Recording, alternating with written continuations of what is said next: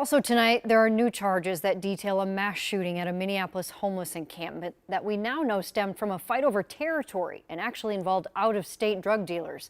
Joe McCoy has more on the suspect's background and the investigation.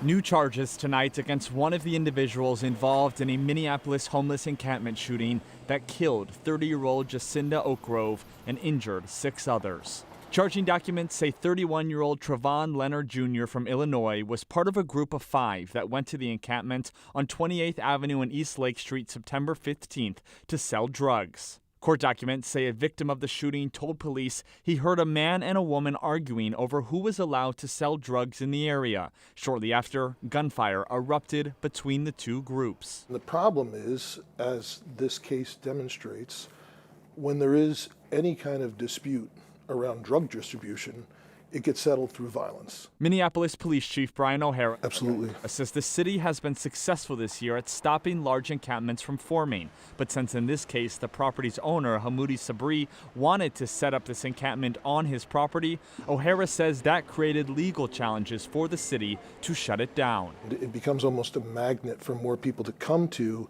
because it's essentially a permissive space.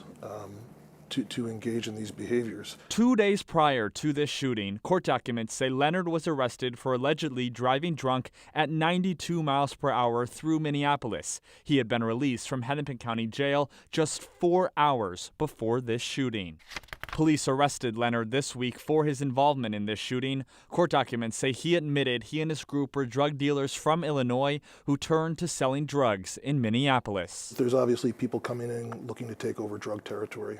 And so that's my concern, because that does lead to violence. And I think that's at least a significant portion of some of the spike in violence that we've been seeing lately. Leonard was on parole in Illinois, where he has multiple felony convictions. Chief O'Hara says MPD is looking for everyone else involved in the shooting and is confident additional arrests will be made. Jennifer. Looking for, certainly, did the chief give you any indication if they have enough to arrest those 4 other guys in the group? Not yet. He did say, again, he sounded pretty confident that they're going to be able to make more arrests connected to this, and I'm sure they're probably also looking for those in the other group that were initially at the encampment as well. A lot of people involved. Yeah. Thanks, Joe, for that.